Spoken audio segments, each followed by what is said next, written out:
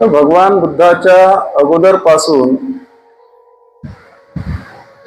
जे नागवंशीय लोक होते, जमात होते, आदिवासी जमात, ज्याला शेड्यूल ट्राईब म्हणतात आता असे, ती नाग नावाची एक जमात होती नागवंशीय. आणि हे लढवय्ये लोक होते, शूर लोक होते, पराक्रमी लोक होते. हे लोक पूर्वीपासून बुद्ध धम्माचे अनुयायी होते. पूर्वीपासून म्हणजे भगवान, आता ज्यांना आपण भगवान बुद्ध म्हणतो त्यांच्याही अगोदर पासून. आता आपल्याला प्रश्न पडन की याच्या अगोदर पासून कसे काय, हेच नव्हते तर भगवान बुद्धच नव्हते तर मग त्याच्या अगोदर पासून त्याचे अनुयायी कसे. तर ग्रंथामध्ये जे उल्लेख आहेत की या तथागत सम्यक संबुद्धाच्या अगोदर 27 बुद्ध होऊन गेलेले, 27 बुद्ध, आणि हे 28वे. सुत्त पिटकामध्ये 28 अति सुत्त आहे, म्हणजे त्यामध्ये प्रत्येक बुद्धाचं नाव दिलेलं आहे, त्याचं गोत्र कोणतं, त्याचा बोधिवृक्ष कोणता, त्याचा मुख्य गुण कोणता होता, हे नावं दिलेले आहेत. आणि सम्यक संबुद्ध हे सगळ्या बुद्धांच्या पेक्षा वरचे असतात, श्रेष्ठ असतात. त्यामुळे आपण सम्यक संबुद्धाची पूजा करतो. पण त्यांच्या पूर्वी जे बुद्ध होऊन गेले त्यांचेही अनुयायी होते. आणि साधारणतः बौद्ध तत्वज्ञान असं सांगते की साधारणतः 2500 वर्षातून एकदा एका बुद्धाची उत्पत्ती होत असते. 2500 वर्षातून एकदा एक बुद्ध निर्माण होत असतो. आपण मिलिंद प्रश्न ग्रंथ वाचला, ऐकला, त्याच्यामध्ये सुद्धा उल्लेख आहे की 2500 वर्षानंतर मैत्रेय नावाचे बुद्ध या विश्वामध्ये निर्माण होते. आणि आपण जर पाहिलं तर बाबासाहेब आंबेडकरांनी जे धर्मांतर केलं, बरोबर भगवान बुद्धाच्या जन्माला 2500 वर्ष झालेले होते. 2500वी जयंती बाबासाहेबांच्या काळात बाबासाहेबांनी धर्मांतर करायच्या अगोदर जी बुद्ध पौर्णिमा आली, ती बुद्ध पौर्णिमा 2500वी जयंती म्हणून जगामध्ये साजरी केली.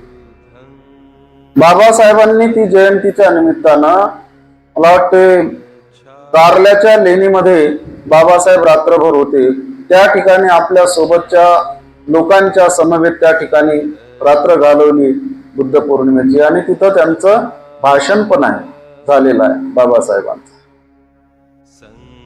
तर हे नाग लोक जे होते, हे नाग लोक बुद्धाचे अनुयायी होते. पुढे आपल्या जेव्हा आता काश्यप बंधूंची दीक्षा येईल त्यावेळेला तो उल्लेख येईल. आजच्याही परिस्थितीत जे त्यावेळेचे प्रमुख राजे होते, नाग लोक राजे होते. आता जो काश्मीरचा जो जिल्हा आहे, जम्मू काश्मीर मध्ये एक अनंतनाग नावाचा जिल्हा आहे,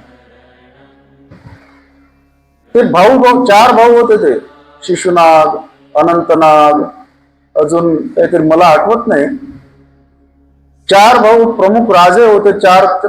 एक भाऊ इकडे नागपूरला राजा होता. आता हे नागपूर जे नाव आहे ते त्या राजाच्या नावावरून पडलेलं आहे, नागपूर. हे नाग नदी पण आहे तिथं, त्या नाग लोकांच्या नावावरून त्या नदीचं नाव पडलेलं आहे, नाग नदी.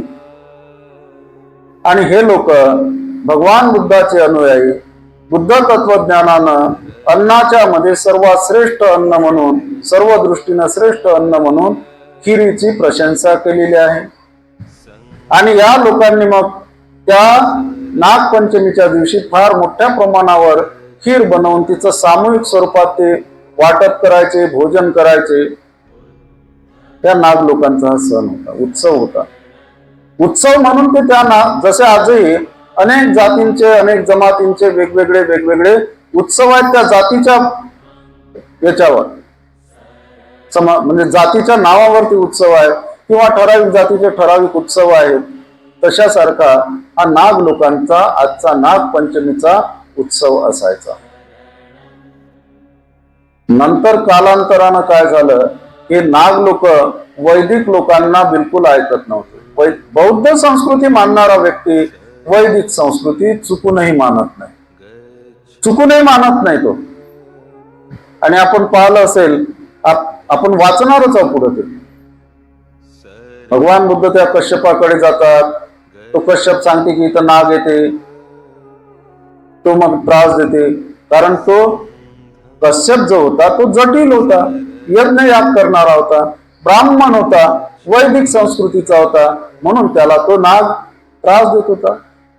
तर हे जे नागवंशीय लोक होते हे माणसं होते, हे काही अंड्यातून निघालेले नव्हते, हे गर्भातून निघालेले होते.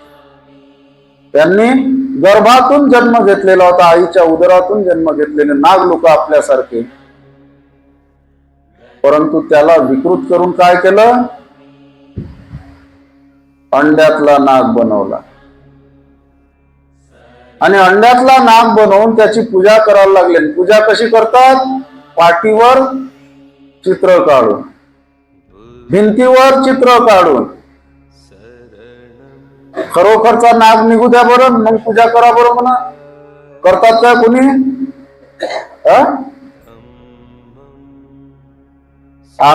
मी ज्यावेळेस कोल्हापूरला होतो, पहिल्याच वर्षी नागपंचमीला तिथं 32 शिराळा म्हणून गाव आहे सांगली जिल्ह्यामध्ये, तालुक्याचं ठिकाण आहे ते 32 शिराळा. नागपंचमीच्या दिवशी तिथं नागाचीच यात्रा असते. ती यात्रा पाहण्यासारखी असते. एक एक माणूस एकेका नागाले 15 नाही, एका ट्रकवर एक साप राहायचा आणि त्याला 15-20 लोक त्या नागाला हाताळायचे. तो फणा काढून उभा, त्याच्या अवतीभोवती त्या ट्रकवर त्याच्या अवतीभोवती 10-15 लोक बरोबर त्याला सांभाळाले. आणि त्या यात्रेमध्ये दवाखाने, फक्त त्या दवाखान्यात सरपायचंच इंजेक्शन, दुसरं औषध नाही तिथं. खूप गर्दी. आणि जे बिनविषारी साप असतात त्या बिनविषारी सापायला लहान लहान लेकरं खिशात ठेवतात. तालुक्याच्या ठिकाणी शाळेत येणारे खेड्यापाड्यातले पोरं, साप दिसला, काढली दप्तरातली एवढीशी स्केल का त्यानं जरासा आपला एकेला हालो झुलत उचलला, टाकला खिशात, असे करतात. आणि असे बिनविषारी साप तिथं मग त्या यात्रेच्या दिवशी, नागपंचमीच्या दिवशी फोटो काढतात. त्याला मी काढला होता फोटो, मोठा साप होता, पण मी बिमार पडलो. मग त्या दिवशी आयुष्यात कधी सापाला हात नाही लावला, तो झोपेतही सापच दिसत नाही. आम्ही लग्न झाल्यावरही एकदा गेलो होतो त्या यात्रेत, आमचे आहेत फोटो ते साप घेऊन. पण सांगायची ही बाब की सापाला कोणी खरोखर त्या सापाला देवता मानत नाही. आता तरी परिस्थिती बदललेली आहे, सर्पमित्र त्यांना वाचवण्याचा प्रयत्न करतात. कारण साप हा सगळ्यात नाजूक आणि सगळ्यात लाजाळू प्राणी आहे. त्याला तो स्वतःहून कुणावरच अटॅक करत नाही, कुणाला चावत नाही. त्याला जर कुणी त्रास दिला, काही झालं तर तो स्वतःच्या संरक्षणासाठी म्हणून तो कुणाला चावतो. त्याचं रक्षण करणं आवश्यक आहे, पण त्याची पूजा करणं कोणत्या अर्थानं आवश्यक आहे अजूनपर्यंत समजलेलं. या नागवंशीय लोकांच्या संस्कृतीचं महत्व कमी करण्यासाठी म्हणून या लोकांनी त्याला विकृत स्वरूप दिलेलं आहे. सगळ्याच सणाच्या बाबतीत आपलं असंच झालेलं आहे. आणि भयाळ लोक अजूनही ती प्रथा पाळतात. जे लोक ती प्रथा पाळतात, पाठीवर काढा, भात नाही करायचा पाहिजे आज, काऊन? हे सापाचे दात होत.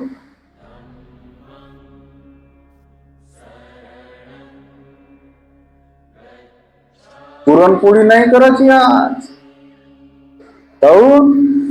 हे सापाचं पोट होय. ह्या गोष्टी माहित आहेत ना काही लोकांना.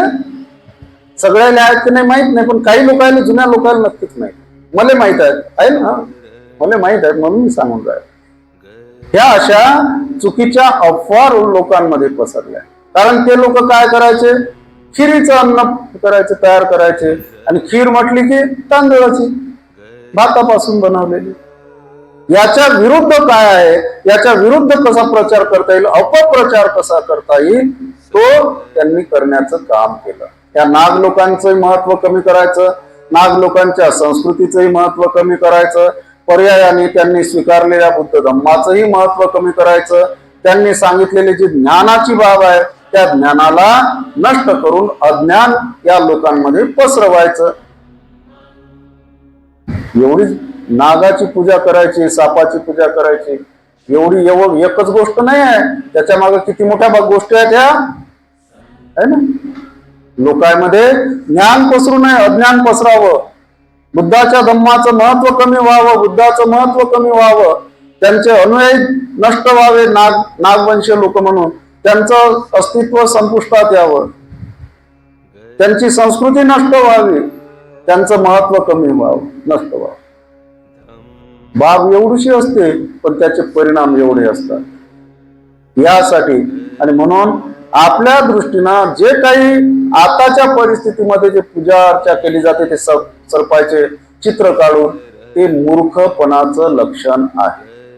एका वाक्यात सांगायचं, आपल्याला करायचं तर आपण चांगल्याला जे काही गोड धोड करायचं आहे, खीर करायची आहे, आपल्या पूर्वजांनी केली ते म्हणून, ती परंपरा पाळली म्हणून आपण त्या आपल्या पूर्वजांचं अनुकरण करण्यासाठी म्हणा, त्यांच्याबद्दल आपल्यामध्ये कृतज्ञता निर्माण करण्यासाठी म्हणा, आपण तो सण या पद्धतीनं पाळू शकतो. पण ही जी पद्धत आताच्या काळात जी आहे, विकृत पद्धत, ती आपल्याला योग्य नाही.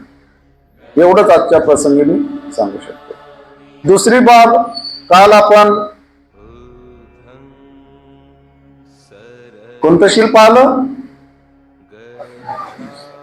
मुसावादा वैरमणी सिक्खापदं समादियामि. मग अशी कोणीतरी अर्थ सांगितलं त्याचा, कोण सांगितलं, त्या पोरीने सांगितलं, खोटे बोलण्यापासून अलिप्त राहण्याची मी शिक्षापद ग्रहण करतो. सिक्खापदं, शिक्षापद. तर काल आपण पाहिलं, खोटं बोलणं चांगलं नाही, त्याच्यामुळे विश्वास राहत नाही. जो माणूस खोटा बोलल त्याच्यावर भरोसा कोणी ठेवत नाही. माहित आहे का खरा बोलत नाही, खोटा बोलते, त्याच्यावर कोणी भरोसा ठेवत नाही. आणि जो कोणी त्याच्यावर भरोसा ठेवल तो एकतर जीवावर उदार होऊन भरोसा ठेवत, नाही तर मग अर्धा तो मूर्ख तरी असला पाहिजे, मॅट तरी असला पाहिजे. सदा सर्व काळ खोटं बोलणं चांगलं नाही. समाजामध्ये एकोपा, विश्वास, एकमेकांच्या बद्दल सहानुभूती ही निर्माण करायची आहे, तर समाजामध्ये सत्य बोलणारेच लोक आवश्यक असतात. खोटं बोलणारे लोक समाजाची हानी करीत असतात, ते स्वतःच नुकसान करतात. परंतु मी हेही सांगितलं शेवटी की हे जे शील आहे हे तत्व म्हणून आहे, हे तत्व म्हणून आहे. आणि तत्व हे लवचिक असते, ते रबरासारखं लवचिक असते, लोखंडासारखं किंवा लाकडासारखं ते कठोर नसते, कडक नसते.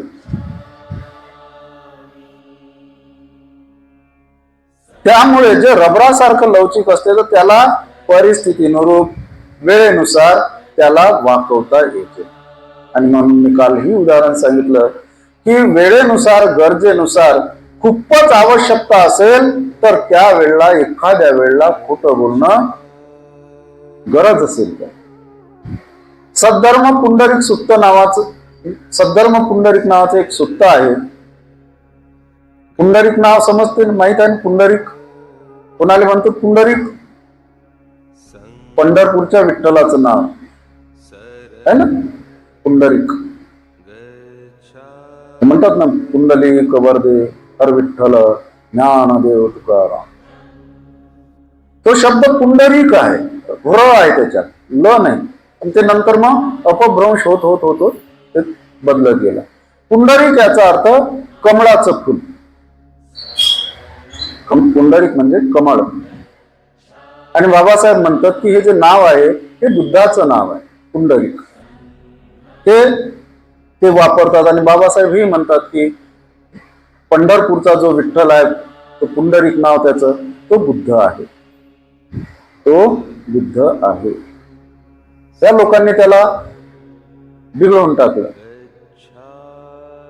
तर ते सद्धर्म पुंडरीक नावाचं एक सुत्त आहे, सेपरेट पुस्तक आहे ते त्या सुत्ताचं. त्या सुत्तामध्ये एक उदाहरण दिलेलं आहे खोटं बोलण्याचं. ते उदाहरण असं की घरामध्ये लहान लेकरं असतात, लहान लेकरं असतात आणि वडील बाहेर गेलेला असतो. वडील बोधिसत्व असतो, त्याचे ते मुलं घरात असतात आणि त्या वडिलाला बाहेर कोणत्या तरी कामानिमित्तानं बाहेर गेलेला असतो. घरात लहान लेकरं असतात. कोणत्या ना कोणत्या तरी कारणानं त्या घराला आग लागते. लहान लेकरं त्या घरात असतात, त्या घराला आग लागते. आग लागल्यावर काय होते, ते पोरं आपल्या खेळण्यातच गुंग असतात घरात. बाप येते, घराला आग लागलेली दिसते, पोट्याला बोलावते पोरायले, अरे बाहेर अरे बाळा हो, बाहेर अरे बाळा हो. कारण आग लागलेली आहे. पोरायले काही समजत नाही आग लागलेली आहे. त्या जोपर्यंत त्याची आज त्या पोरायला लागत नाही तोपर्यंत त्याला काही समजत नाही. आणि म्हणून बाप बाहेर आवाज देते, परंतु ते पोरं काही बाहेर येत नाही, ते त्याच्याच खेळण्यात. आणि नंतर मग बाप त्याला म्हणते का, अरे नवीन प्रकारचे मी तुमच्यासाठी खेळणे आणलेले आहेत, मी घरात ते खेळणे आणत नाही, मी बाहेर तुम्ही आण तरच ते खेळणे तुम्हाला देतो. मी घरात येत नाही. तुम्हाला जर नवीन प्रकारचे खेळणे पाहिजे असतील तर मी ते आणलेले आहेत. तुम्ही जर बाहेर आले तरच तुम्हाला देतो, नाही तर तुम्हाला देत नाही. दुसऱ्या लेकरायला देऊन टाकतो. त्यावेळेस ते घरातले लेकर सगळे बाहेर धावत येतात. बापानं खेळणे आणलेले नसतात, बापानं खेळणे आणलेले नसतात. पण हा याले वाटते की मी घरात जर गेलो काळाले तोपर्यंत हे जर अंदर बाहेर नाही येणार, मी जाईन. तेवढ्या वेळात जर पूर्ण घर जळालं तर ते जळतील, मी जळील, सगळंच खाक होऊन जाईल. म्हणून तो त्या पद्धतीनं त्या पोरांना बोलवतो. पोरं बाहेर येतात, घर जळून खाक होते. पण ते खोटं जरी असलं, कशासाठी होतं? पोरांचा जीव वाचवण्यासाठी. अशा परिस्थितीमध्ये जे खोटं बोलणं असते ते ग्राह्य धरलं जाते, त्याला दोष नाही मानला जात. परंतु प्रत्येक वेळेस जर खोटं बोलत असलं आणि नाही तिच्या संग तसंच बोलायला लागते, त्याच्या संग तसंच बोलायला लागते, माय बरोबरच होत, चूकही असलं तरी नाही माय बरोबरच. हे जे आहे ना, ही फार मोठी बेकार सवय आहे. बऱ्याच लोकांना सवय आहे माघार घ्यायची नाही, माघार घ्यायचीच नाही. ते किती मग ते काय म्हणतात ना, मेरी मुर्गी और एक ही टांग, अशासारखा प्रकार असतो. चूकही असते तरी माघार घ्यायची नाही, हा जो प्रकार आहे त्याच्यातला असतो.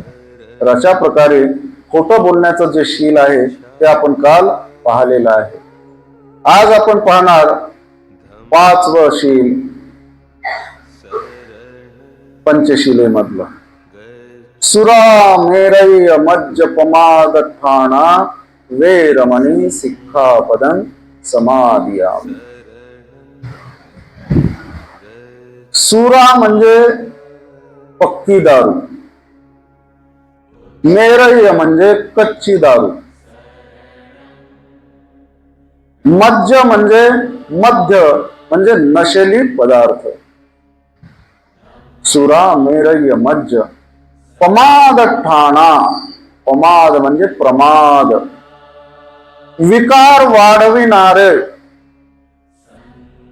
या पदार्थांपासून, या पदार्थांच्या सेवनापासून अलिप्त राहण्याची शिकवण मी ग्रहण करतो.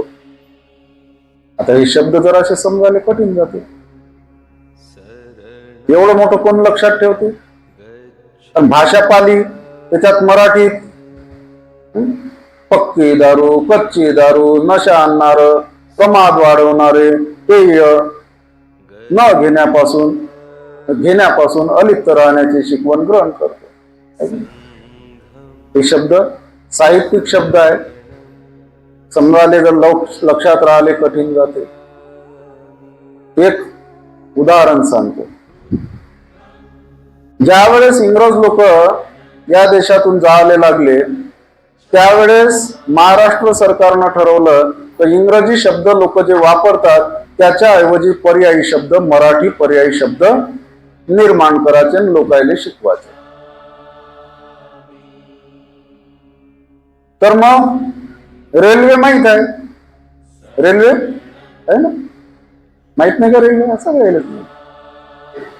त्या रेल्वेला काय म्हटलं मराठीमध्ये? रेल्वेला शब्द कोणता आहे? अग्निरथ.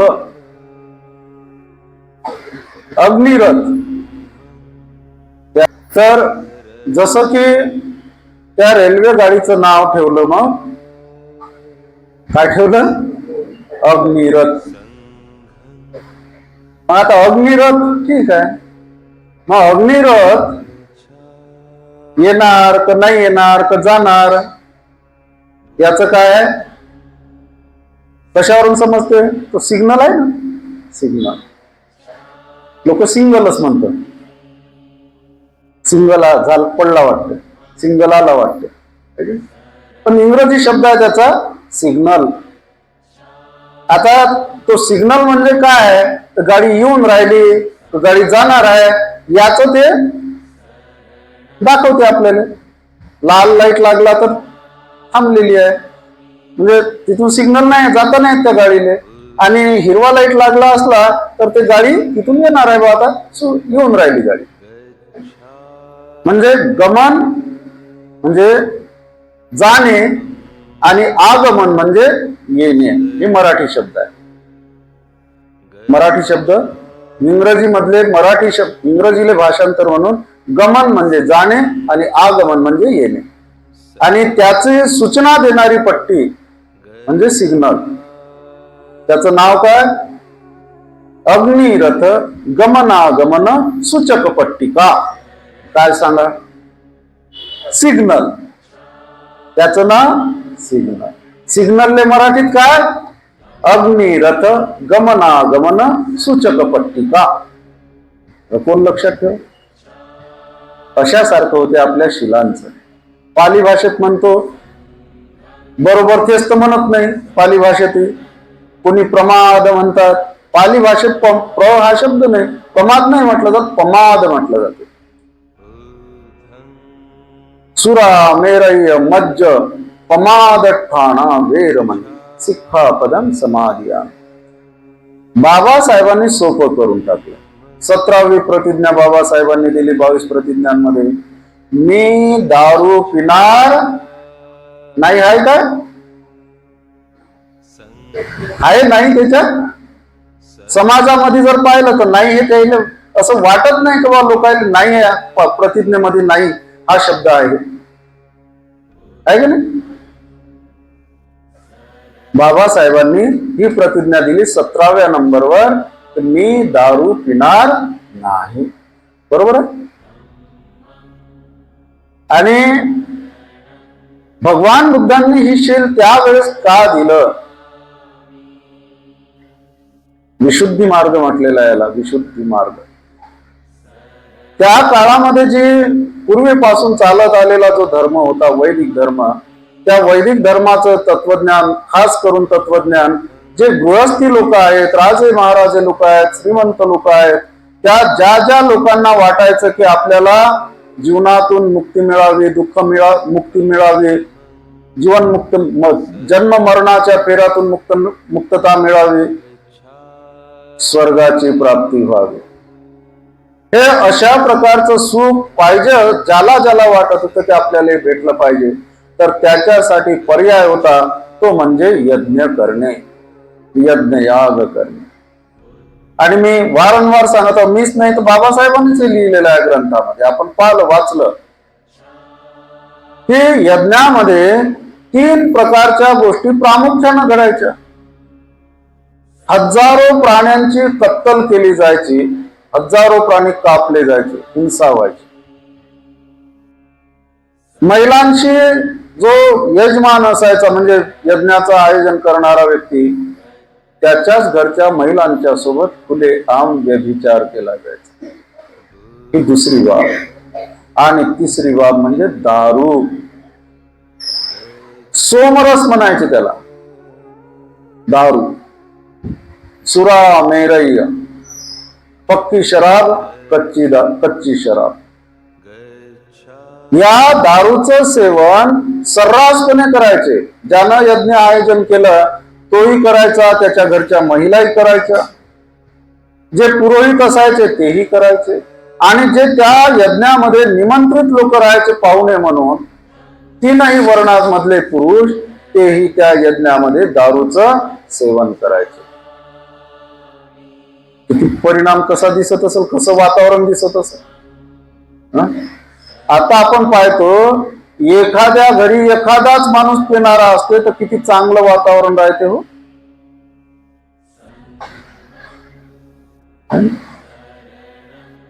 5-6 लोकांचं कुटुंब, पण त्याच्यात ते सगळे तर नाहीच पेत, एखादाच पेते, किती वातावरण मस्त राहते.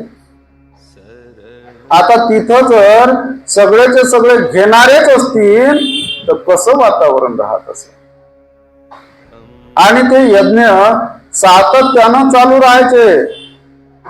आता वर्षावास आहे आपला, कसं परित्राण पाठायचं हे राहते यावेळेस, जागोजागी परित्राण पाठ. मग 9 महिने काही कोणी विचारत नाही त्या परित्राण पाठाने,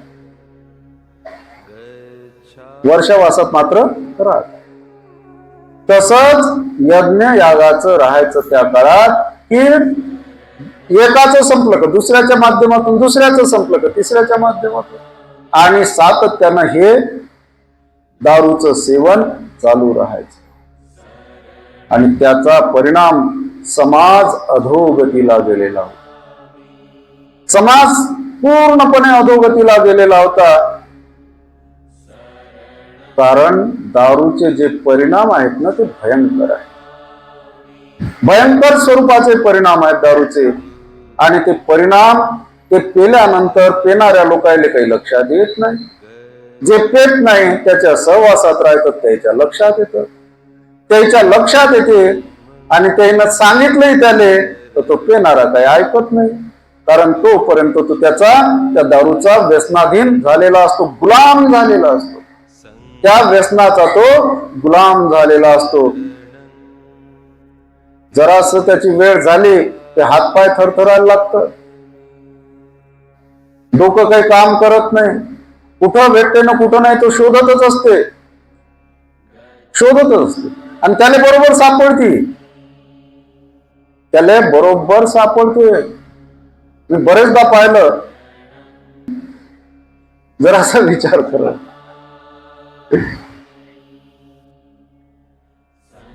तरी सांगतो की 1-2दा मी साक्षगंध वगैरेला गेलो, कुठं लग्नात तर गर्दीच असते, तेवढं काही कोणी कोणावर लक्ष ठेवत नाही. पण साक्षगंधाला जर आपण गेलो जवळच्या नातेवाईकाच्या, तर मोजके पाहुणे असतो ना, 7-8 लोक असतो, आणि त्याच्यात काही घेणारे असतात. माझ्यासारखाच असतो एखादा, तर त्याच्या दृष्टीनं मी अस्पृश्य असतो. समोर बोलत नाही पण बाजूला गेलं, जाऊ द्या म्हणजे ते गेलेली केस आहे, असं होतं.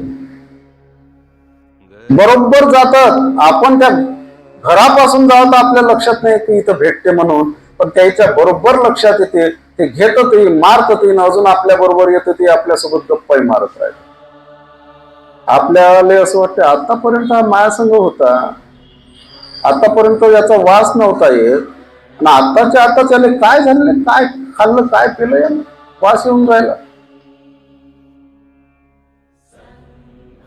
मग कोणीतरी सांगते की तिथंच तर होतं, म्हणते लग्नीले नव्हते गेले काय तिकडे.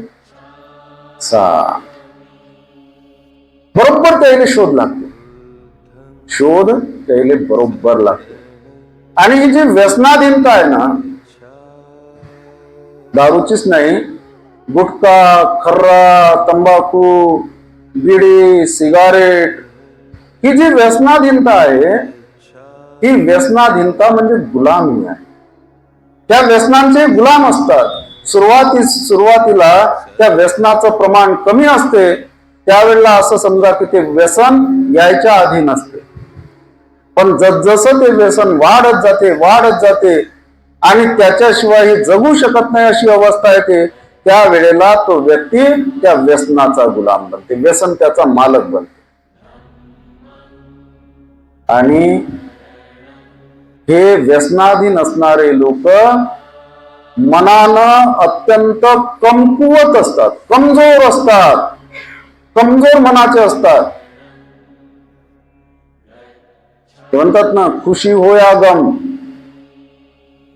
खुशी असली तरी घ्यायची आणि गम झाला तरी घ्यायची.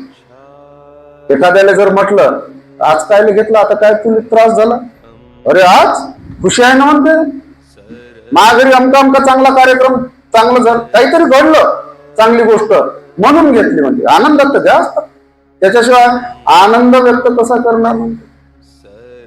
एखाद्या वेळेला दुःख होते त्याही वेळेस घेते, आपण म्हणा त्या दिवशी तू आनंद झाला होता म्हणून घेतली, आज काय झालं तुला, अरे आज दुःख नाही झालं का, अमका बिमार आहे, अमका गेला, दुःख झालं म्हणून घेतली.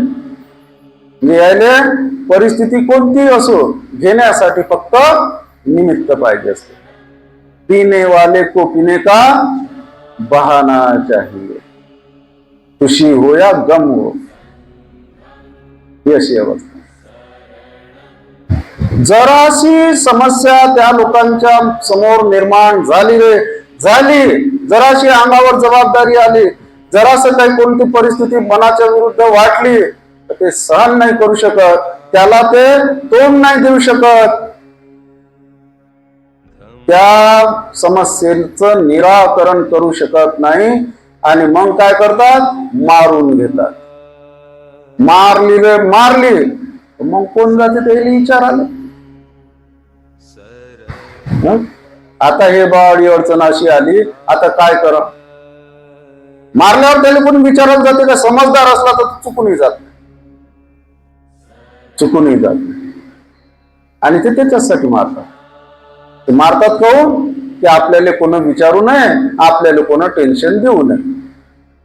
कारण मनानं खूप कमकुवत मनाचे असतात, त्यांच्या समोर त्यांना कोणतीही समस्या निराकरण करण्याची क्षमता, सामर्थ्य त्यांच्यामध्ये नसते. जराशा गोष्टीला ते भीतात, जराशा समस्येला ते घाबरतात, म्हणून ते अशा व्यसनांच्या अधीन होतात,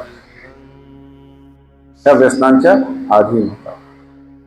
परंतु त्या असं नेहमी त्या व्यसनाच्या अधीन राहिले तर त्याचे परिणाम किती भयानक होतात.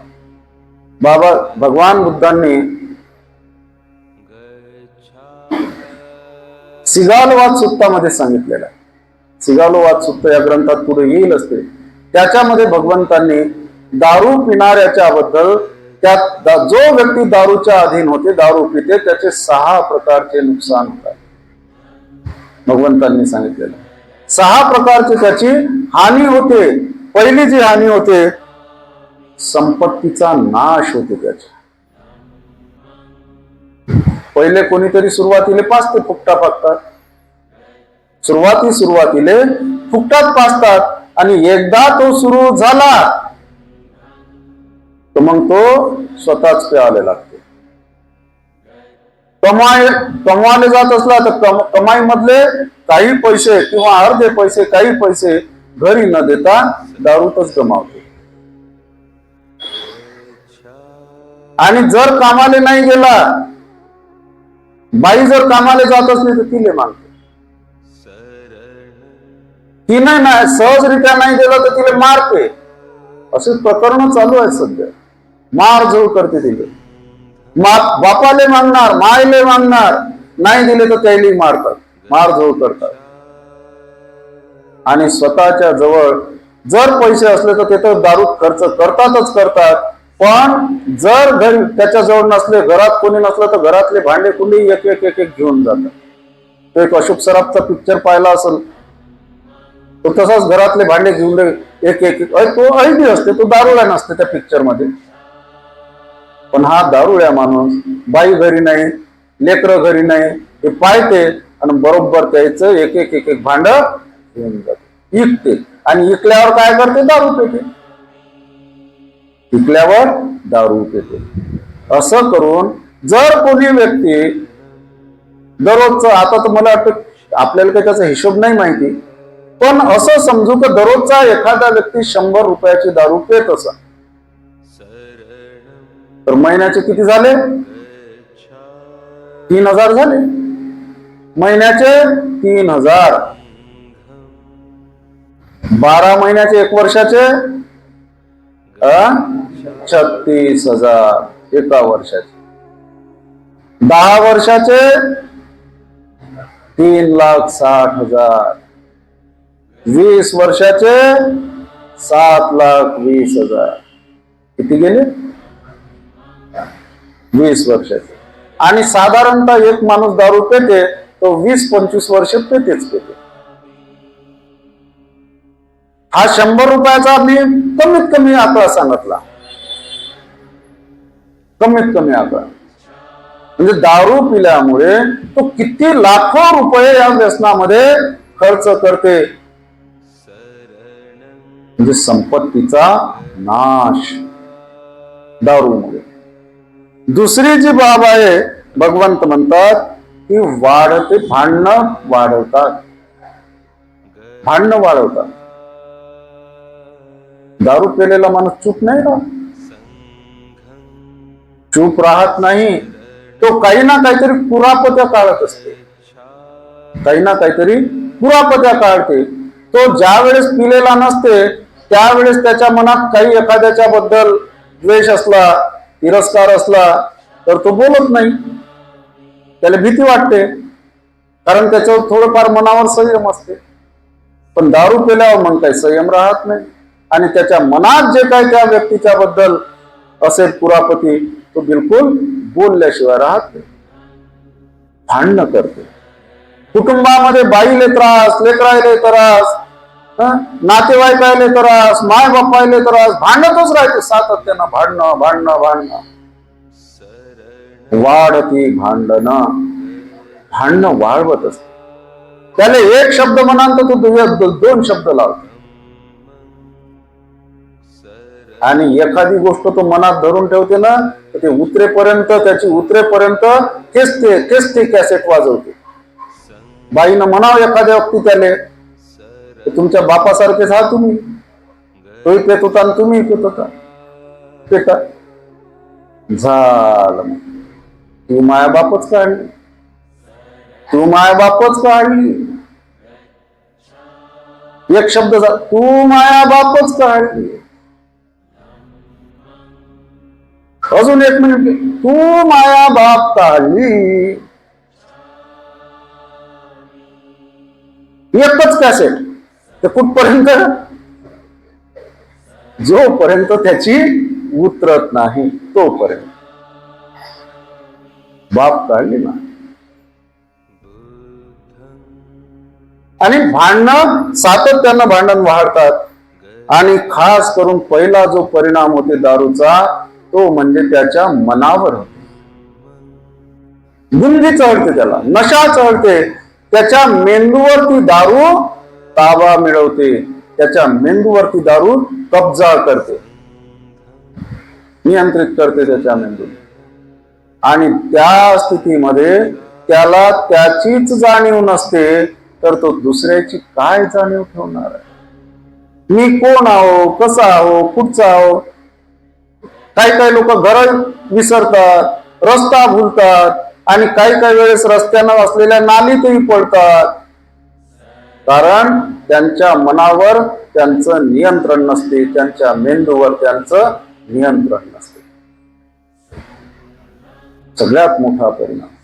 आणि मेंदूवर नियंत्रण नाही तर तो विचार कसा करणार आहे? करणार कसा विचार? त्यावेळेस त्याला जर म्हटलं काय अमका अमका एखादं सुक्त वाचून घेऊन पाठ करू शकते काय? तो कोणताच विचार करू शकत नाही. त्या स्थितीमध्ये त्याचं मेंदू जो आहे, मन जे आहे ते पूर्णपणे निष्क्रिय झालेलं असते. चुकीचा विचार करण्याच्या लायकीचं असते, चांगला विचार ते करू शकत नाही. त्यानंतर भगवान बुद्ध म्हणतात की त्याच्यामध्ये रोगाधीनता निर्माण होते. बागडे साहेबाचं इतवारामध्ये दुकान आहे. माझा काका तिथं दुकानवर काम करायचा आणि मी तिथं अधून मधून जायचा. त्यावेळेस घेणारे लोकांना मी पाहिलं, ते घ्यायचे त्या गिलासामध्ये आणि तोंडाले लावलं, ते शरीर स्वीकारत नाही ना.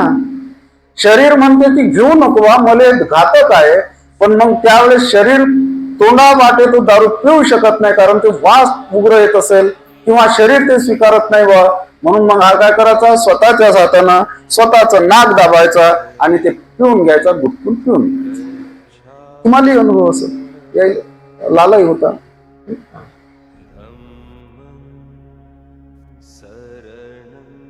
शरीर म्हणते घेऊ नको, हे धोकादायक आहे शरीरासाठी, तरी हा घेते. कसा घेते? या पद्धतीने घेते, नाक दाबून घेते. कारण जशी ती पोटात जाते तसा शरीराचं जो मुख्य अवयव आहे तो म्हणजे पचन क्रिया, लिव्हर, आतडे, आणि ते सगळ्यात नाजूक पण आहे. ज्याची पचन क्रिया चांगली राहते त्याचं शारीरिक स्वास्थ्य चांगलं राहते, आणि ज्याची पचन क्रिया जराशी बिघडून जाते, नाजूक होते, त्याची शारीरिक स्वास्थ्य चांगलं नसते. सगळ्यात पहिला अटॅक दारू हे माणसाच्या लिव्हरवर अटॅक करते, आतड्यांवर अटॅक करते. ते नाजूक असतात आणि ते जातात तिथं. अगदी घशापासून, अन्न नलिकेपासून ते जाळत जाळत, त्याच्यामध्ये ऍसिड असते, जाळत जाळत ते नेते. त्याला जेवण नाही भेटलं तर चालते, पण ते पाहिजे, दारू पाहिजे. त्यावेळेस तो काम करायला सुरू करते. ही जी परिस्थिती आहे, अनेक प्रकारचे आजार दारूमुळे निर्माण होतात शरीरामध्ये. शरीरामध्ये नसलेले आजार निर्माण होतात आणि असलेले आजार वाढायला लागतात दारूमुळे. जे अगोदर आजार नसतात ते निर्माण होतात, आणि जे अगोदर पासून कमी प्रमाणात असतात ते वाढायला लागतात, ते वाढतात. हा दारूचा परिणाम आहे. अनेक प्रकारचे विकार, अनेक प्रकारचे आजार दारू सेवनामुळे निर्माण होतात, आणि त्यामध्ये निर्लज्जपणा निर्माण होतो. केल्यानंतर त्याचं स्वतःवरच नियंत्रण राहत नाही, स्वतःच्या बुद्धीवर त्याचं नियंत्रण राहत नाही, तर मग तो काय करणार आहे? काही काही लोक पाहा तुम्ही, बाकी वेळेत जवळ येणार नाहीत, बोलणार नाहीत, पण पेलेले असल्यावर जाणून जवळ येतात. आणि कोणता विशेष कार्यक्रम असला तर त्या कार्यक्रमात अधिक ते पुढं करतात. पेलेले असल्यावर चांगले असले तर चुप राहतील, काही करणार नाही, काही बोलणार नाही, व्यवस्थित राहतील. पण ज्या वेळेस मारून घेतात, पितात, त्यावेळेस मात्र ते जाणून बुजून चार चौघात वावरत असतात. जवळ जातील, बोलतील, कसं काय बाई, कसं काय दादा, ठीक आहे काय, असं वाटतं की याले किती लोकांच्या बद्दल आपुलकी आहे, किती लोकांची याले काळजी आहे. हा जो प्रकार आहे निर्लज्जपणाचा प्रकार आहे. आपल्यामुळे कुणाला त्रास होते, आपल्यामुळे कुणाला वाईट वाटते, आपल्यामुळे वातावरण बिघडते, याचं त्यांना जराही काही वाटत नाही. लाज लज्जा सोडून दिलेली असते, आणि म्हणून भगवंत म्हणतात की त्याच्या दारू सेवनामुळे निर्लज्जता आणि पथभ्रष्टता हे निर्माण. निर्लज्जपणा आणि पथभ्रष्ट, पथ म्हणजे काय, तर त्याचं समाजामध्ये मान सन्मान राहत नाही. त्याच्यावर कोणी भरोसा ठेवत नाही, त्याला कोणी चांगलं म्हणत नाही, तोंडावर भली म्हणते, पण त्याच्याबद्दल आपुलकी जिव्हाळा असा हृदयातून अंतःकरणातून वाटत नाही. बरेचदा आपण पाहतो गोष्टी, हे असे प्रकरण अनुभवतो. आता कसं आहे की आपल्या घरचा असला, आपला पोरगा आहे, आपला भाऊ आहे, आपला बाप आहे, आपला पती आहे, तर तो किती खराब असला तर आपल्याला चांगलाच वाटते. तो आपल्याला चांगलाच वाटते. आणि काही काहीले तर एवढा चांगला वाटतो तो, एखाद्या वेळेस बाबासाहेबाले बाजूला ठेवती, बोधिसत्वाले बाजूला ठेवती, पण तो चांगलाच आहे म्हणून. इतकी त्याच्याबद्दल इतकी त्यांच्या मनात तीव्र अशी आस्था असते. चूक केली यांनी, चुकून राहिले हे, यांच्यामुळे अनेक प्रकारचे संकट आपल्यावर आले, अनेक प्रकारच्या संकटांना आपल्याला तोंड द्यावं लागत आहे, अनेक प्रकारच्या समस्यांना आपल्याला तोंड द्यावं लागत आहे, याचा विचार त्यांना येत. केवळ आपला भाऊ आहे, केवळ आपला बाप आहे, केवळ आपला पती आहे, केवळ आपला मुलगा आहे म्हणून त्याला चांगलंच म्हणतात. आणि चांगलं म्हणणं दारू पिणाऱ्यांनाही जर चांगलं आपण म्हणत असू तर त्याचा परिणाम काय आहे? त्याच्यात वाईट वागण्याचं आपण समर्थन करत आहोत. पहिली बाब काय करतो आपण? त्याच्या चुकीत, दारू पिणं वाईट आहे हे भगवंतांनी सांगितलं, बाबासाहेबांनी सांगितलं, आणि आपण जर म्हणत आहोत की ते चांगलेच आहे, तर याचा अर्थ असा की आपण त्यांच्या चुकीच्या वागण्याचं समर्थन करत आहोत. हे एवढ्यावरच थांबत नाही बा. नुसतं आपण त्याचं समर्थन करत आहोत एवढ्यावरच ही बाब थांबत नाही, तर त्याच्या पुढे जाऊन ज्या बाबासाहेबांनी आपल्याला प्रतिज्ञा दिली, मी दारू पिणार नाही, ज्या भगवान बुद्धांनी आपल्याला पंचशिलेमध्ये शील दिलं, सुरा मेरय मद्यपमाद ठाणा वेरमणी सिक्खा पदं समाधी, आम्ही आपण त्यांना चुकीचं म्हणतो. काय करतो आपण? आपल्या महापुरुषांना आपण चुकीचं म्हणतो. कोणासाठी? या खराब पिणाऱ्यासाठी. किती मोठं पाप करतो आपण. महापुरुषांना चुकीचं म्हणणं म्हणजे किती मोठं पाप आहे ते. त्या पापाला माफी नाही. जरी डायरेक्ट म्हणत नसलो, अप्रत्यक्षरित्या म्हणत असलो तरी असा त्याचा अर्थ आहे. म्हणून तो जवळचा असो की दूरचा असो, आपला असो की परका असो, आपला नात्यातला असो की आपल्या नात्याच्या बाहेरचा असो, ज्याचं चुकीचं आहे त्याला चूक म्हणण्याची सामर्थ्य, हिंमत ज्याच्यामध्ये आहे तोच चांगल्या प्रकारे आचरण करू शकतो.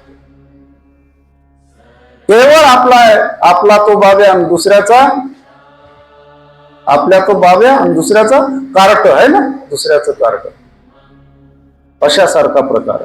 दुसरा जर पेत असला त्याला खराब म्हणायचं, आणि आपला जर पेत असला त्याचं लपवून ठेवायचं, त्याला चूक नाही म्हणायचं. हा जो प्रकार आहे, हा एखादा रोग लपवून ठेवण्यामुळे जसा वाढते आणि काही दिवसांना धोकादायक अवस्थेत आपल्याला तो रोग आणते, तशासारखी परिस्थिती आहे की आपण जेव्हा आपल्या जवळच्या व्यक्तींचं आपण दारू पित असताना समर्थन करतो, त्यावेळेस आपण त्याचे मित्र नसतो. त्याच्याबद्दल आपल्या मनात सहानुभूती नसते, तर आपण त्याचे कोण असतो? आपण त्याचे शत्रू असतो. जो व्यक्ती चुकीच्या काम करणाऱ्या व्यक्तीचं, मग तो आपल्या जवळचा असो की कोणी असो, त्याचं जर समर्थन करत असेल तर तो त्याचा मित्र नाही, समर्थक नाही, तो त्याचा शत्रू आहे एक नंबरचा. पुढे त्या सिगालवा सुत्तामध्ये येईलच, खरा मित्र कोणता न वाईट मित्र, चुकीचा मित्र कोणता. तर खरा मित्र कोणता?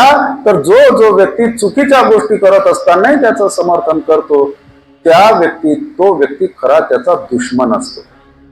म्हणजे एखादी महिला आपल्या पतीचं, भावाचं, वडिलाचं किंवा मुलाचं जर तो चुकीचा वागत असेल आणि त्याचं समर्थन करत असेल तर ती महिला त्याची बहीण नाही, आई नाही, मुलगी नाही, ती त्याची शत्रू आहे. एखादा माणूस जर तसाच वागत असेल तर तो माणूसही त्याचा शत्रू आहे, तो त्याचा मित्र नाही. एवढं स्पष्ट तत्वज्ञान आहे. आणि म्हणून ह्या ज्या बाबी आहेत याच्यामध्ये, आणि शील भ्रष्टता, शेवटचा जो 6वा भगवंतांनी तोटा सांगितलेला आहे तो शील भ्रष्टता. या शील भ्रष्टतामध्ये जो माणूस दारू पितो तो एकाही शीलाचं पालन करत नाही. याच्याबद्दलच आणखी उद्या आपण सविस्तर स्पष्टीकरण करणारच आहोत, 5ही शीलांचं सार रूपात. तर हे जे शील आहे हे सगळ्यात महत्वाचं शील आहे. मी दारू पिणार नाही, सगळ्यात महत्वाचा आणि सगळ्यात घातक शील आहे. याच्यामुळे सगळा समाजाचा सत्यानाश होऊन राहिलेला आहे. लक्षातच येऊन नाही राहिला लोकांच्या. त्याच्यामुळे सगळा सत्यानाश होऊन राहिला, पण लक्षात नाही येऊन राहिला आणि लक्षात घेऊनही नाही राहिले लोक. काय अवस्था आहे. कित्येक लोकांना पाहिलं मी, माझ्यापेक्षा वयानं लहान असलेले गेले कित्येक लोक.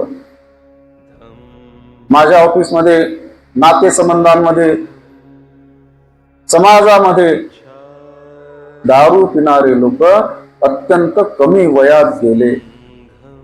कारण काही ठराविक प्रमाणामध्ये जर बंद केली तर त्याला काहीतरी लाभ होऊ शकतो, पण जर का धोकादायक अवस्थेत आल्यावरही जर तो सोडत नसेल, सोडली नसेल, तर मग मात्र त्याला लाखो रुपये लावूनही वाचवता येत नाही. ही परिस्थिती. काही लोक, साहित्यिक लोक मजाक मध्ये म्हणायचे की दारू पिणारा माणूस कधी म्हातारा होत नाही, म्हातारा होत नाही, जवानच राहते. म्हातारा व्हायच्या अगोदरच जाते. आणि राहिलंही तर तो फक्त शरीरानं जिवंत राहते, कर्तृत्वाच्या दृष्टीनं आणि त्याच्या बुद्धिमत्तेच्या दृष्टीनं त्याचा विकास थांबलेला असते, संपलेला असते. घेतच राहिला नेहमी नेहमी नेहमी नेहमी. तो त्याच्या ज्या कर्तृत्व, त्याच्या ज्या जबाबदाऱ्या आहेत कुटुंबाच्या बद्दल, समाजाच्या बद्दल, त्या जबाबदाऱ्या तो पार पाडू शकत नाही. आणि म्हणून जबाबदार नागरिक या नात्यानं कर्तृत्वाच्या दृष्टीनं, कर्तव्याच्या दृष्टीनं तो गेलेलाच असतो. दुसऱ्या बाबतीत लोक म्हणायचे की त्याला दवाखान्यात नाही जावं लागत दारू पिणाऱ्या माणसात. भले म्हणायचे लोक, तुम्हाला काय हो, 4 दिवस गेले की दवाखान्यात जाता, 8 दिवस गेले की दवाखान्यात जाता. अरे हो बा, मी जातो तर काय 1च दिवस पैसे देतो, 2च दिवस देतो, आम्हाला जावं लागते काय म्हणतात. आता तुम्ही दररोजचेच पैसे देत असले त्या औषधाले, तर काय अजून वेगळ्या दवाखान्यात जावं लागणार आहे तुम्हाला. दररोजच औषध घेता तुम्ही, तुम्हाला काय जावं लागणार आहे. त्याच्या घरी चोरी होत नाही म्हणतात दारू पिणाऱ्याच्या. तर तो पिण्याच्या ह्याच्यात सगळं संपत्ती घरातली खर्च करून टाकते, काही ठेवतच नाही शिल्लक. चोर त्याच्या घरी जाईन तर काय नेणार आहे चोर. चोराच्या साठी त्याच्या घरी जाणं म्हणजे एक प्रकारे गुन्हाच ठरते. विनाकारण त्याची मेहनत वाया जायची. त्याच्या घरी काही आहेच नाही तर काय जाईल. कुत्रेही त्याच्यावर भुंकत नाही म्हणतात. हा रस्त्यानं चालते तर असा काही चालते ना, असा काही बोंबलते, तर त्या कुत्र्याला असं वाटते की हा आपल्यापेक्षा मोठा दिसतो.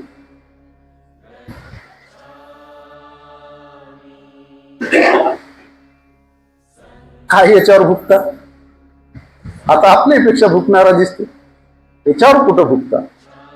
हाच आपल्याला चावला तर त्याला भीती वाटत असेल. हे जरी हे मजाक म्हणून आपण बोलत असलो, पण दारूमुळे जो नुकसान होते ना ते कधी भरून न निघणारं नुकसान. दारू पिण्यामुळे होणारं नुकसान कधीच भरून निघत नाही. जेवढे दिवस तो पिते तेवढे दिवस तो कोणतं चांगलं काम करू शकत नाही. त्याचं आयुष्य तेवढं बर्बाद होते, वाया गेलेलं असते. आणि काही काळानंतर जरी त्यानं सोडली तरी झालेली हानी भरून निघत नाही. समजा 80 वर्ष त्याच्या 70 वर्ष त्याच्या वाट्याला आयुष्य आले असेल आणि 25, 30, 35, 40 वर्ष जर त्याचे पेण्यातच गेले असतील तर उरलेले 30-40 वर्षामध्ये तो कमावणार काय कमवणार आहे? कारण त्याचं सगळं श्रम, त्याची सगळी शक्ती, मानसिक शक्ती, शारीरिक शक्ती ही सगळी खच्ची झालेली असते, क्षीण झालेली असते. त्यामुळे तो काहीही कर्तृत्व गाजवू शकत नाही, सामर्थ्यशाली बनू शकत नाही. आणि असा सामर्थ्यशाली नसलेला समाज म्हणजे दुबळा समाज, अशक्त समाज, ज्याच्यामध्ये कोणतीच शक्ती नाही, असा समाज कुणालाही बळी पडत असतो. कोणी त्याच्यावर अन्य अत्याचार करीत असतात, कोणी त्याला त्रास देत असतो, कोणी त्याला मारत असतो, कोणी त्याला लुटत असतो. आणि असं जर होऊ द्यायचं नाही तर प्रत्येकानं आपापले, सगळे समाजच आपला तसा आहे, त्याला काही आपण हे नाही करू शकत. कुणाला याचं आहे त्याचं आहे, माय नाही त्याचं नाही, असं काहीच नाही.